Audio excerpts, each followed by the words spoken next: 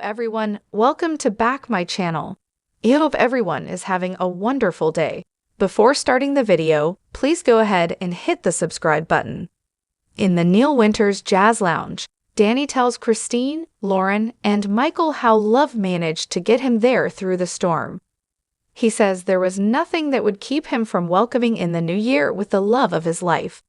Being back in his arms feels so good to Cricket. They dance and sing. She knows how determined he was to get back for his son too. Seeing Danny meant everything to him, she says. It meant everything to Danny to hold his son. He could see his grief and it breaks his heart. She's just grateful he's there since his wisdom and strength are exactly what his son needs right now. As he spins her around the floor, he explains he moved things around his schedule so he'll be staying. She has a suite upstairs for them. He knows it's only been a couple of days, but he missed her. Cricket and Danny get a table, and he asks if she's ready to hit the road with him again. She says she's all his again. Daniel interrupts them and admits he came back hoping they'd run into each other and catch up. She heads off to her suite, and Daniel sits down with his father.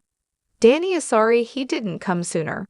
His son knows he was busy being a rock star. All that matters to Danny is being a good father. His son admits he's not doing well. A year ago, he was debating with Heather about whether Die Hard is a Christmas movie, and now he wakes up to her empty side of the bed. Every day is spent worrying about Lucy and how she's coping. Amazingly, Phyllis has been the rock through all of this and helped to keep his daughter safe. But his mom is also angry and desperate to fix things. He feels a need to protect her from her own impulses, especially in this nightmare with Sharon. Danny wishes there was something he could do. He knows he's living with a lot. It's too much, Daniel admits. He's not looking forward to another 364 days without Heather. His father urges him not to underestimate his strength and courage. He just needs to ride out the grief and remember there are people who love him. The next time he feels like he's about to explode, he should call him and he will be there for him, even if he has to take a break in the middle of a concert. He and Lucy will always be his priority. Hugging his son, Danny tells him how much he loves him.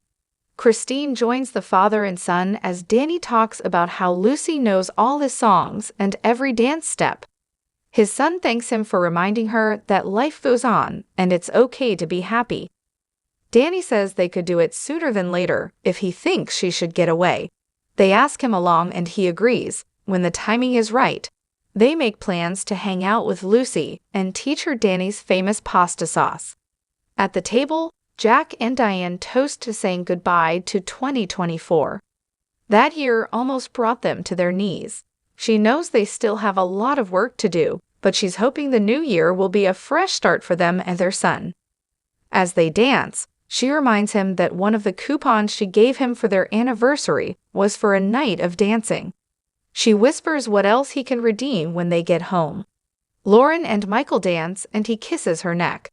She threatens him with a good time and tells him how happy she is. That makes her feel guilty given what Phyllis is going through. Guy reminds her that she hates his guts right now. Lauren thinks she's also still hurt by seeing Danny with Christine. The lawyer worries Phyllis means it when she says their friendship won't survive him being Sharon's attorney. His wife is sure that she will eventually forgive him. They've forgiven some pretty large transgressions from her. Before the next century, I promise, she says. He'd rather forget about their friend, so he can just focus on his beautiful wife. Diane and Jack interrupt. He asks Lauren to dance, and Michael warns that he'd better not let his devilish charm woo her away. Diane sits down with the lawyer and reminds him they have some unfinished business to discuss. He assumed she's talking about how she lied to him about her marriage falling apart, like he was just some schlub.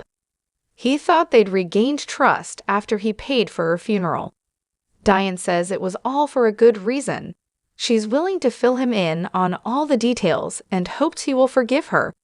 After she recounts her story, he admits that it was clearly inspired by love for her son. He knows what mother's love is like since he is married to a wonderful mother and had a horribly narcissistic one. Given how much she risked, he says she's condemned to be his friend forever. They hug,